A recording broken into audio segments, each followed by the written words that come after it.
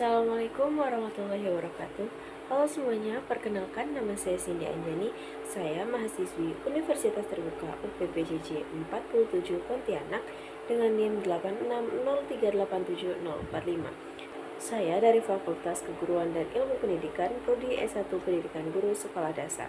Video ini dibuat untuk menyelesaikan tugas mata kuliah Filsafat Ilmu yang diampu oleh tutor Bapak Ahmad Syukur, Magister Pendidikan.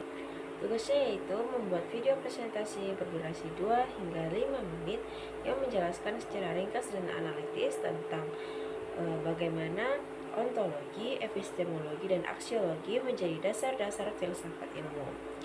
Jadi teman-teman, sebelumnya kita harus tahu nih, apa sih itu filsafat ilmu? Nah, jadi menurut modul IDIK 4006, filsafat ilmu dipahami sebagai kajian menyeluruh tentang 3 cabang utama filsafat, yaitu ontologi, epistemologi, dan aksiologi yang diterapkan dalam konteks ilmu pengetahuan. Dengan kata lain, filsafat ilmu berfungsi untuk menelaah hakikat realitas, cara memperoleh pengetahuan, serta nilai dan kegunaan ilmu dalam kehidupan. Baik, kita masuk ke poin pertama, yaitu ontologi. Menurut modul IDK 4006, ontologi berasal dari bahasa Yunani, yaitu logos yang artinya ada, dan logia yang artinya bentuk dari segala sesuatu yang ada. Singkatnya, ontologi itu membahas objek kajian ilmu atau apa sih yang dipelajari dari suatu ilmu. Contohnya nih, ontologi dalam ilmu geografi. Nah, ontologi dari ilmu geografi itu adalah segala sesuatu di bumi dan bumi itu sendiri. Contohnya seperti gunung, sungai, dan iklim. Baik, kita lanjut pada poin yang kedua, yaitu epistemologi.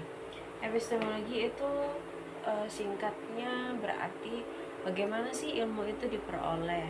Nah, epistemologi membahas cara kita mendapatkan pengetahuan dan mengetahui kebenarannya. Contohnya nih, untuk mengetahui kebenaran dari pupuk itu apakah benar bisa mempercepat pertumbuhan dan membuat tanaman lebih subur. Nah, untuk mengetahui kebenaran itu kita bisa melakukan eksperimen. Kita menanam 2 tanaman, yang satu tanaman diberi pupuk, yang satu lagi tidak diberi pupuk. Di akhir nanti kita lihat apakah memang benar pupuk itu bisa mempercepat pertumbuhan dan membuat tumbuhan itu lebih subur.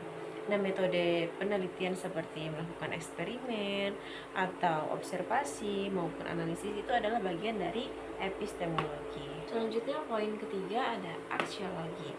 Secara sederhana, aksiologi itu menjelaskan untuk apa sih ilmu itu digunakan. Nah, aksiologi membahas nilai, etika, dan tujuan dari sebuah ilmu.